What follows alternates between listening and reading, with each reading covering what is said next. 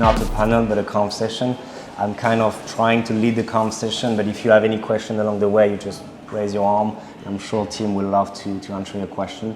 But I know you specifically are interested in the subject, which is stablecoins and gaming. This is something we see all over the news, at least stablecoins, but related to gaming, that's not a given. Like I think we are learning, but someone who is not learning, because he's doing that for quite some years, it's Tim. So Tim, if you want to just introduce yourself. Yeah, so I'm Tim. I'm the CEO and founder of Ethics, a payment monetization platform for Web3, but been in Web3 since 2016 as a builder, since 2010 as an investor, wrote the first patent for the use of blockchain in video games, actually hired Timonthy Tello to be my first engineer. Together we built the first version of Polygon, had the first SEC no action letter, which went on to be the setup legislation for all stable tokens and Genius Act.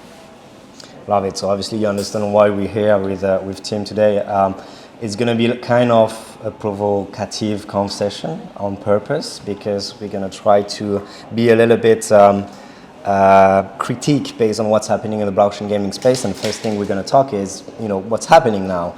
So the question will be, why do you think we should remove the speculative elements of blockchain within gaming, which is quite the one thing we're seeing in the space for the few years?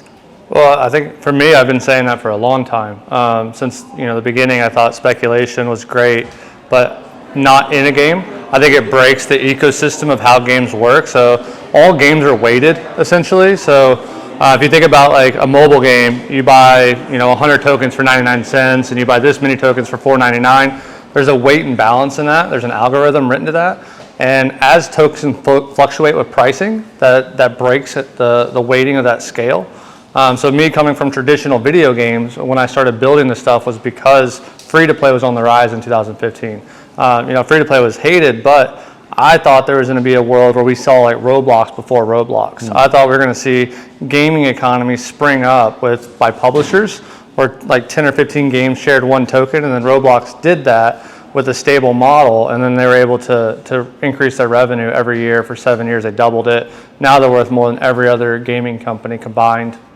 Can you get into that? Like, try to explaining what Roblox is doing and this kind of model they have for the kind of stable coin, which is not, but Well, I mean, it essentially is. Like, if you think of like what Web3, I look at Roblox as a traditional Web3 game. Roblox uses one token model for thousands of different games. So what they've created is an economy of scale.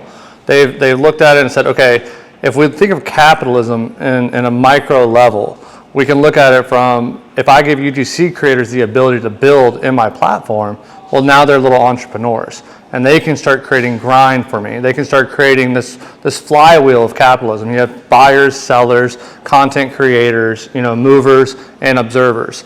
And so you have to have all those pieces. Well, when you do it strictly from speculation, you mostly just have sellers. You might have buyers on the front end, but that's why we see games come up and then just shoot straight down, because sooner or later, there's not enough people consuming content, there's not enough people viewing content, and so you lose the whole flywheel. And so as soon as you lose the flywheel and it drops, the game dies. And it's happened over and over again, but what Roblox was able to do, and they've created this new kind of matriarch in video games where most games have an LTV of about 7 days, and the player's value is about $3 usually in a mobile game. There's like $300, and the average player stays for like a year. Yeah. And it's because they have so much more content to consume. And content, in my opinion, is the value given to consumers. And then you turn around from a game developer's perspective, their value is in players. Roblox provides the players. So they've created that capitalistic community where they can continuously grow that.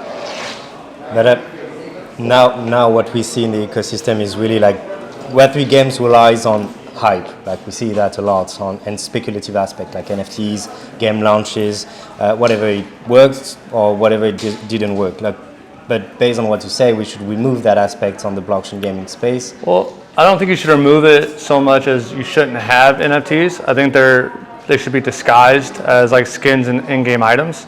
I think you should have secondary markets where people can sell those items.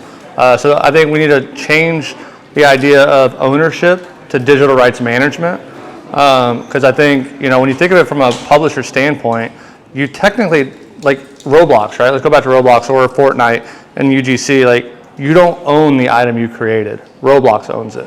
But you have the right to sell it, and that's digital rights management. Yeah. And so when you think of it from that perspective, like if we change our mindset, how we perceive it, you have I think secondary markets are going to be the future of monetization in gaming.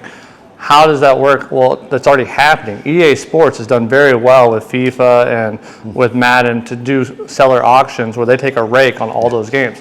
Had, Pokemon Go introduced secondary markets, they would have gone from $1 billion in the first year to $4 billion in the first year. Because no one wanted, people like me did not want to grind out in the heat to catch 400 Magikarp. I just wanted to Gyarados. I wanted to skip steps.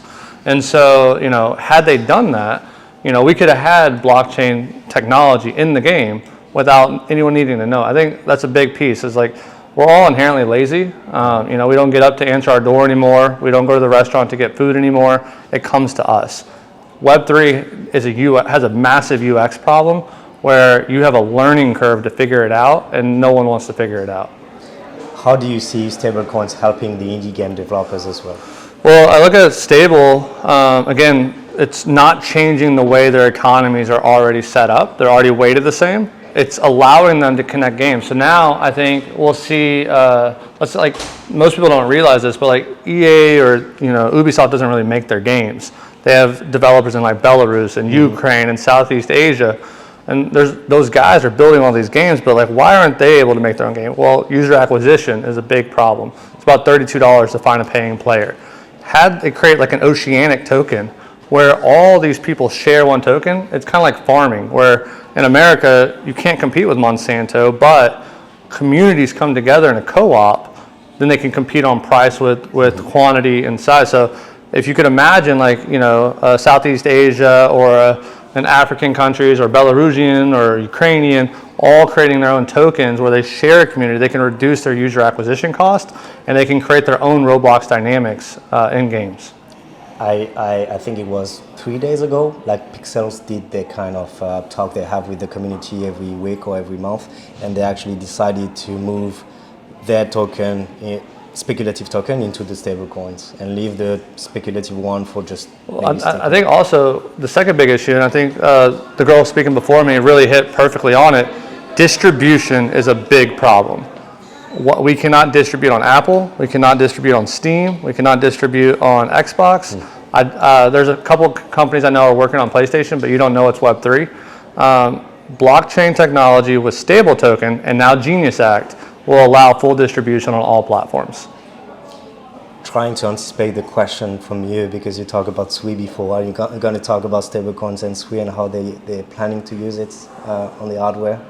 Yeah, I just think that stablecoins, like you said, they open up the world of simplifying UI UX and simplifying the game, and totally agree that unfortunately there's this speculative nature adds another level of complexity when there's already complexity. So just when the distribution is already hard, it's like we're making it harder and harder and harder. Yeah. Because if you just have it that instead of people earning rewards in whatever tokens, they're earning rewards in stables, that changes the whole dynamic in terms of attracting the distribution. And I think that's what Sui might be able to do over everybody else. But well, Evan's a smart guy. We almost built on Sui for a long time, but he didn't want us to build a layer 2. And as she said, infrastructure is on layer 2s, and we're infrastructure. But I think you're right. I don't think you can't have a speculative token anymore. I'm not saying that. I think like in our model, it's a buy and burn, right? As you're using the stable token, all the revenue that's created goes to buy and burn our speculative token. Yeah. And so if you have, they're completely separated outside of that smart contract buy and burn. But if you have it, you'd have to have both. So if you're playing the game, that's great. But if you're looking at it from a speculative model, then you can still do that. But you don't have to have them in the same piece. Before I go into the 2 last questions that I have for you, do we have any questions from you guys? All good? I will.